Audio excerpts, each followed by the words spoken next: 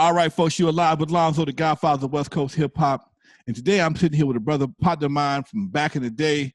Now, this brother right here, he and I have done more shows. I think Fred probably holds the record for being on my other shows, Issues in the Hood. And he came to sit with me today in regard to this coronavirus situation.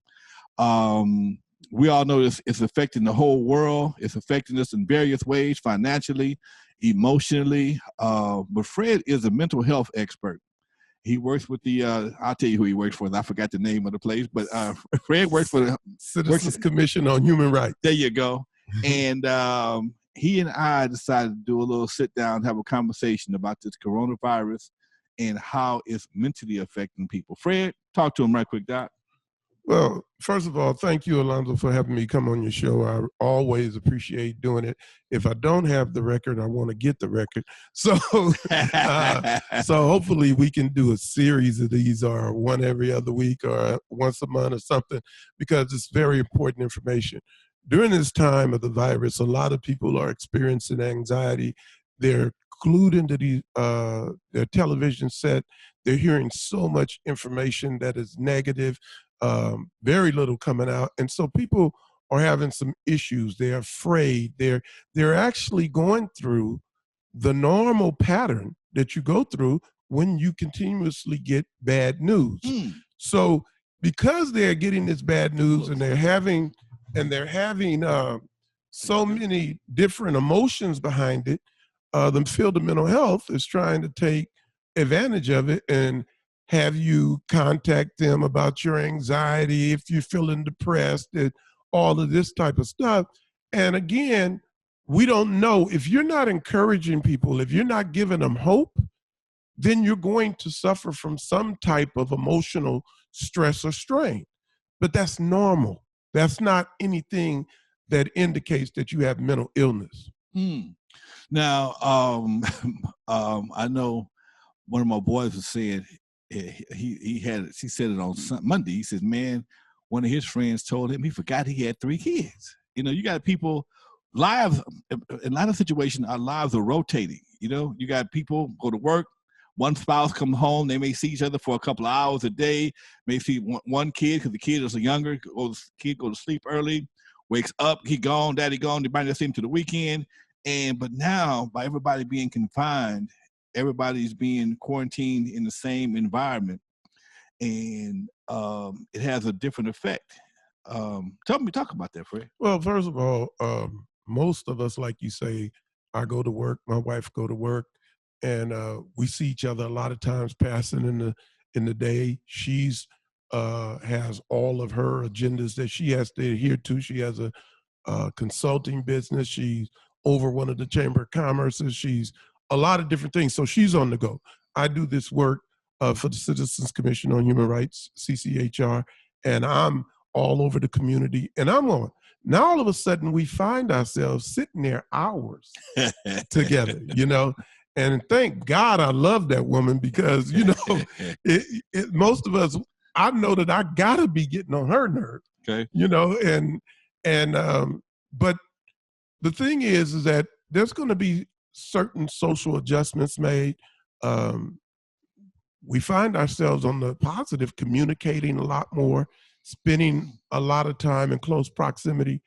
And in some people, that doesn't work. You know, fortunately for me, it does, but for a lot of people, it doesn't work. So those people now have the added irritation. They can't go out, you know, like, well, I'm one of those people, I like to be somewhere. You and me I both. like to go somewhere. I don't like being confined to the home and so forth. Right. So, you know, there's going to be certain amount of stresses and strains because of that. But again, it does not mean that we are mentally ill. You know, you said that, Fred, and I was telling my buddy just the other day, when I get stir crazy here in the studio, I'll stop middle of the day and go see a movie. Middle of the day, can't do that no more. You know, the outside, the weather, it's a beautiful day, but it's a little bit chilly. And you really can't go for a walk in the park like you like to. I can't play golf. Your escape is minimum. And you don't want to go out and bring something back home. That's another fear factor. So we're dealing with all type of situations that we've never dealt with before, and which I find to be amazing. That we're both senior citizens, and we never seen this kind of situation before, man. I remember the riots, having been on curfew and National Guard riding through the community and things of that nature. But I've never been afraid or been concerned about something I couldn't see. And that's the part that's probably more frightening to most people than anything else. It's something you can't see. Well, not only is something you can't see, it's something at the moment we can't even do anything about. So there's stressors that come because of that. The key to it, though, is if our mental health people were really on the ball, all they would do is give proper information and give hope. That's all people need. You have less outlets than you had in a long time. You can't go to dinner. You can't go, you can order, but you can't go to dinner. You can't, like you say, go visit your friends and have a good card game. You can't do a lot of those things right now, which again, make you feel confined, make you feel trapped. And so mental health should be helping. If they were going to be worth their salt, they should be helping people work through the problems that they're facing, not just drugging them and labeling them. They should be helping them work through. And that's where our church ministers and so forth should be coming in. They should be giving people hope and inspiration and motivation. That's interesting, Fred. That's a very good point. That's a very good point. Do you have any other organizations or situations that you may recommend to help us deal with this, what we're dealing with right now? Well, the thing is it's a time when people are going to have to start reaching into themselves and looking at their own spirituality, looking at their own direction, and they're going to have to keep their own counsel at this point. I would recommend that people cut the news off. If you got to have it, maybe 30 minutes in the morning and 30 minutes in the evening, and that's it. But a lot of us get fixed on the TV all day and just consume bad news, bad news, bad news, bad news. Now, we have been kind of programmed to consume news, consume events. I remember the last time I really stood in front of the TV like I have the last couple of weeks was doing the OJ trial. I was thinking about that this morning. I was sitting in my office, the same office I was sitting in back in the 90s when OJ was going to trial. But one thing about the OJ trial, it had no direct effect on me at that time till after the riot jumped off. Okay, but up until the time that that's when I watched the OJ trial. Then the riots jumped off for the sheriff. For the police officers. But the focus and the attention that this thing, it definitely will get your attention because of what it represents. But I think one thing people forget, even if you get it, is a high chance of survival. Okay.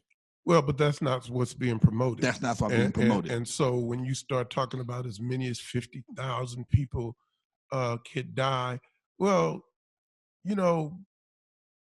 we have 640 some thousand people die every year of heart disease. So, what is the order of magnitude that we're comparing to? And we don't ban sugar. How many car accidents do we have across the nation where every people day get killed? We don't stop driving. We don't want to transmit a virus. We got to be responsible, and we got to take care of each other and in that way. And we don't want to transmit it to elderly people with conditions like diabetes or heart failure and so forth. Right. We don't want to do that. So we should adhere to some of the warnings, wash our hands and stuff. I'm not sure if we should be shutting down everything, because we never shut it all down for the H1N1. We didn't shut it down for SARS. We didn't shut it down for the bird flu. We haven't shut it down for any of those things. So what is different about this than those? Maybe it's the media impact, the election. We in election year, Doc. This ain't the first time. This ain't the first time we've been to this rodeo. The last time we had a situation like this, right before Bush and Obama election. The country was country was in turmoil, and it was a financial turmoil.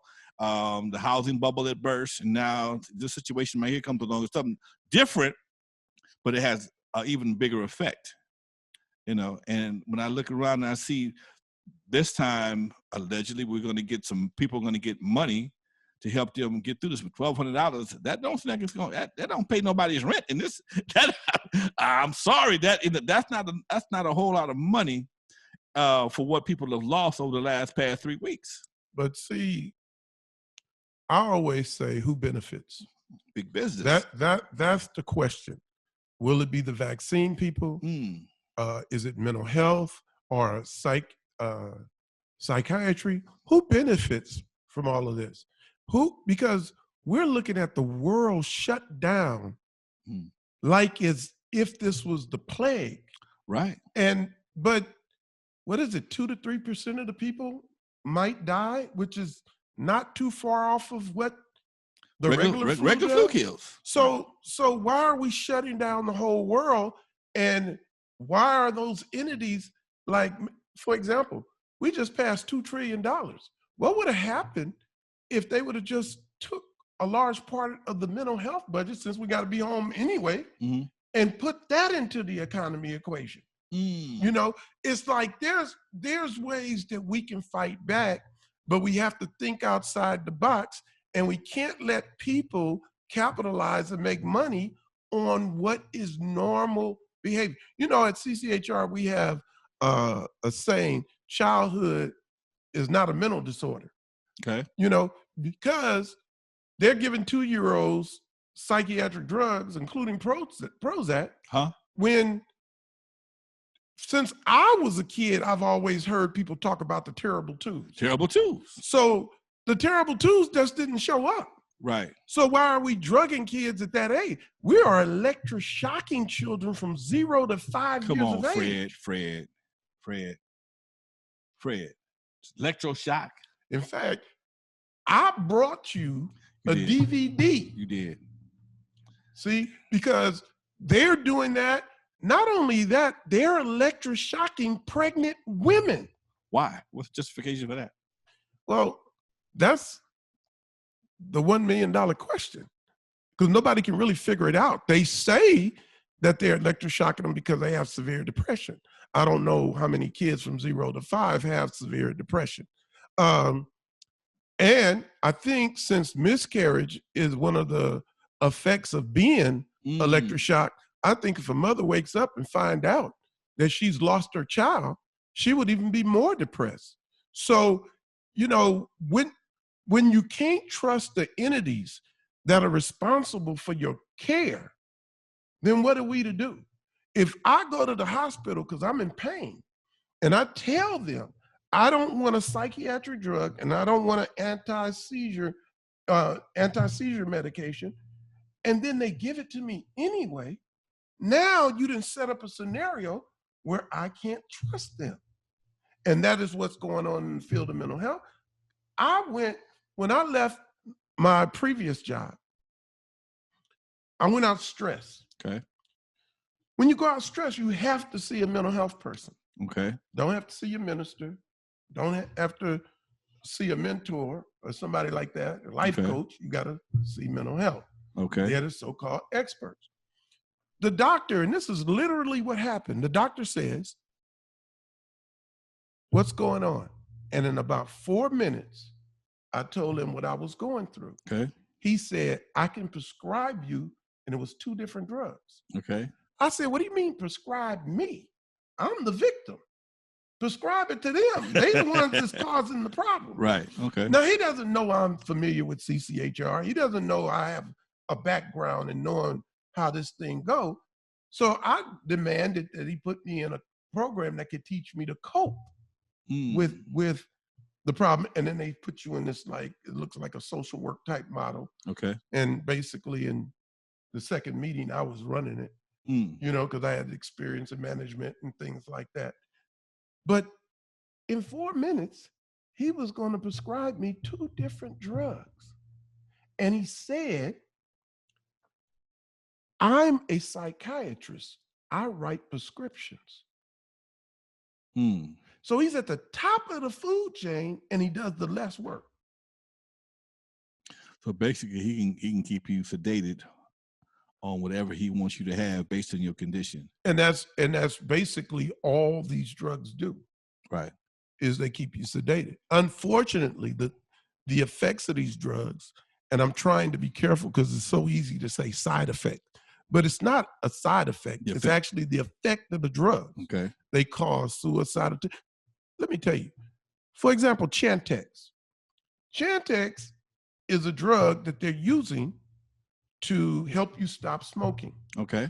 They're treating all addiction as a mental illness. Okay.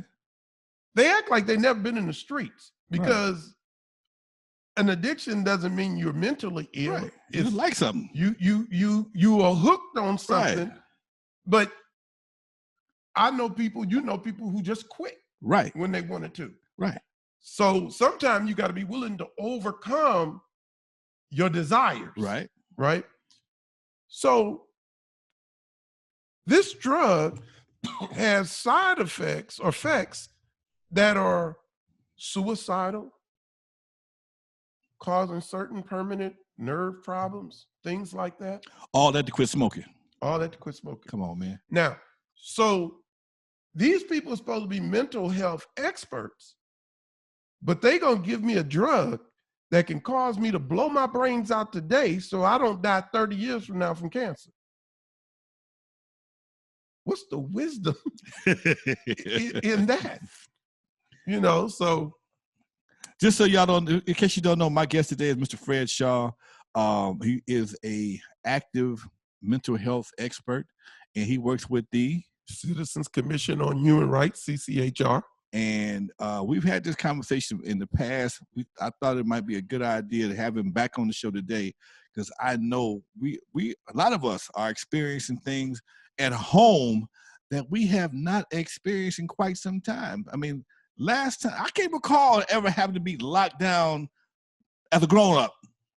Okay, even during the riot, you didn't want to go out and be a part of that madness, but it was only 4 or 5 days. Okay, but now we had a mandatory 2 weeks, possibly 2 months, depending on how they feel.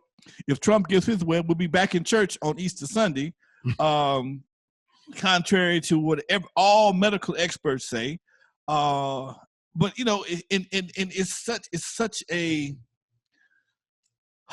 such a crazy situation, because like Fred, as you sit here listening to somebody who is in the field of mental health or medicine, and he compares the amount of people that get affected versus those people that die, and it's not as bad as it seems, but and that's compared to the regular flu. Okay, 8,000 to 10,000 people die a year from the regular flu, right? Yeah, if not more. If not more, depending on the strain of flu. Oh boy. Car accidents, thousands die every day. Smoking, thousands die every day. And they haven't banned any of this stuff. I mean, they make it hard for you to smoke in California, especially Santa Monica. You can't smoke outside in Santa Monica. But you see the extremes that we're going to. When I was working on the situation prior to this thing taking place, and I told my superior, I said, look, boy, if they shut down Disneyland, we know it's serious. Well, no sooner as I said that, the next day they shut down Disneyland. And that lets me know there's something with this, because they shut down the money. Here we are in a capitalistic society, and they stopped the money for the most part. Vegas, Disneyland, movie theaters, basketball, sports. Today is actually supposed to be the first day of Dodgers today, I think. Major League Baseball starts, if not today, in the near future, and that's been postponed. So you have a lot of money that's not being generated because of the situation. And that's what makes me take it serious. But I'm trying to figure out, is that overreaction?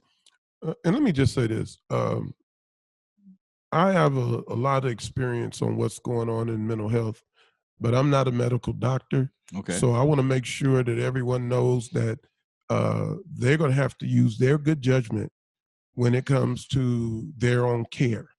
I'm just giving information so that they could possibly get through this a lot better. You know, if we do some mental exercise, when the last time we played Monopoly or something with our family or wives or so forth? There's things that we can do to occupy the time that can make things fun and competitive and get the juices flowing to win. But we don't have to sit in despair looking at same old TV programs, the news, on and on and on and on, absorbing all this negative energy. And so my thing is that let's find ways to be creative. Some people want to be writers. Right. Some people want to learn how to direct movies or make music. Then order online the books that can help lead you to that and get into something you have passion about. And those things in itself can create mental stability.